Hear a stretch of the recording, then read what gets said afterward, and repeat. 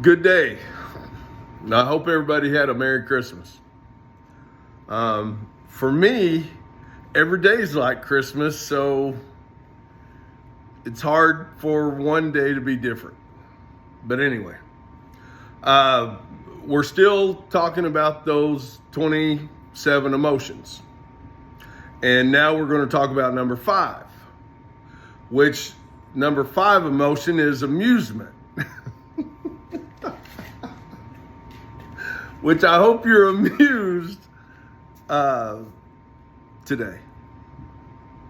I hope you find something amusing about life today, because it's a necessary emotion. You know,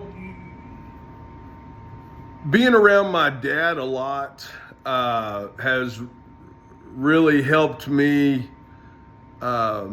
live the kind of life for he and I that we always wanted to live as a father and son. And we both find ourselves very amused by that.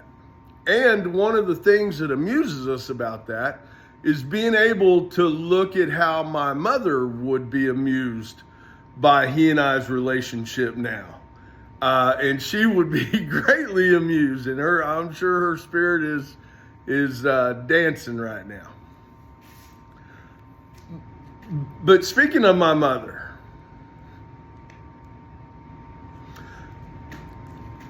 there were great, and Mom died 27 years ago, or 28 years ago this June 14th.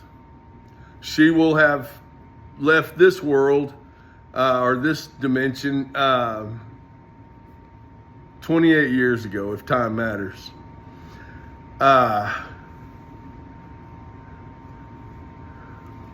Which in that, I guess it does. But the point of it is that my mother found amusement in things that the rest of us, me, my brothers, even my dad sometimes, she found amusement in things that we couldn't recognize what she saw and what she knew. And so one of the things that I'm more aware of today is what's called the clairs. Now, some of you may find this a little odd, but I'm going to go ahead and talk about it because we talk about these things.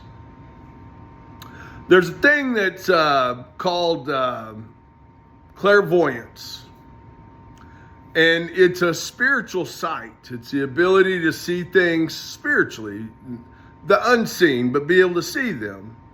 A lot of times, especially older folks, they'll have pretty good clairvoyance because they can recognize something that's going to happen in the future. Now, they recognize that, some by experience and some by revelation knowledge or discernment. It's almost as if they see the patterns of something, and thus it's almost predictable. Okay, and that happens with a lot of the folks that have cleared away stuff of their past and they don't make wreckage of the future, is what I found.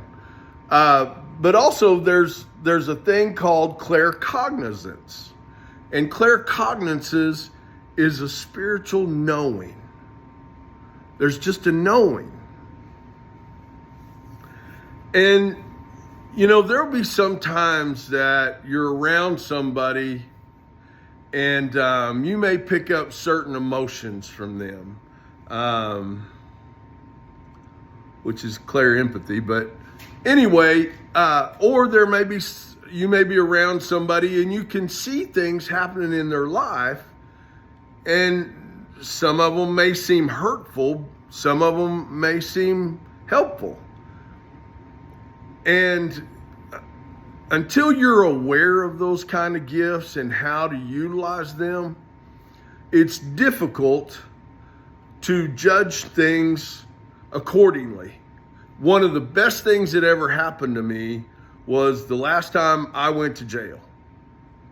It was my last drunk. It was my last blackout. It was my last use of drugs. That was my last time. And though everybody looked at that situation like, oh my God, how can he put himself in that position? And oh my Lord, how he could have hurt people and all this and all that.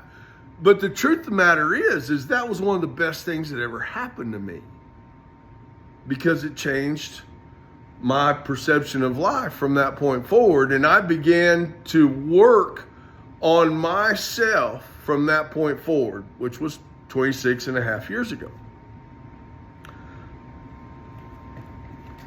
So I can look at things now and be amused by them, where other people that may not have that perception or that clair, to them it may seem, oh my God, it's freaking tragic, or it's hurtful, or aren't you excited about this?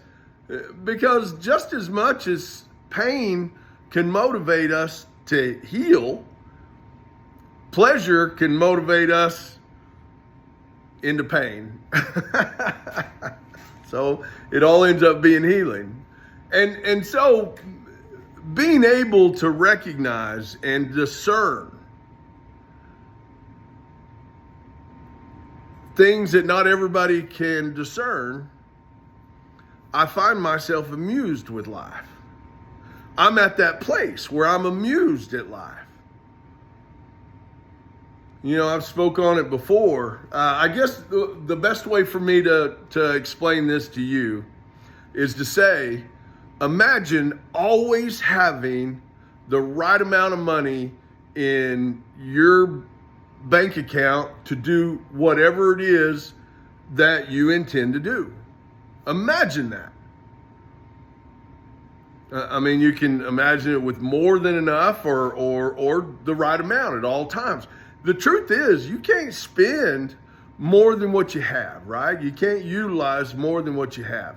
So imagine always having the right amount of things. Well, then you wouldn't take on the pressures and the stress of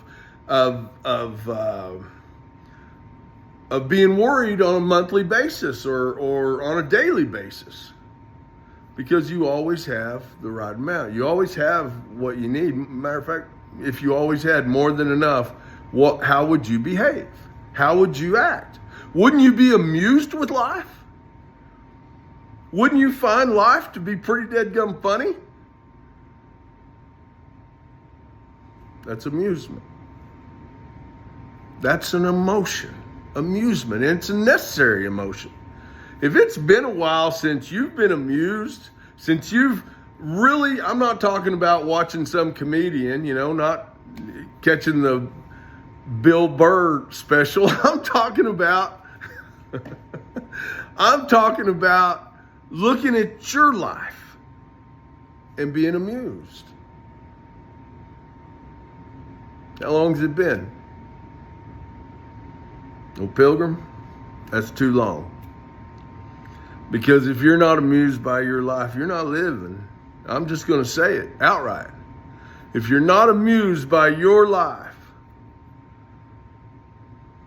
you're not living. And all glory be to God, I am amused by my life. I couldn't have planned it any better. I couldn't have sat down and wrote it out any better than this. And I pray that someday you're able to do the same. Good day.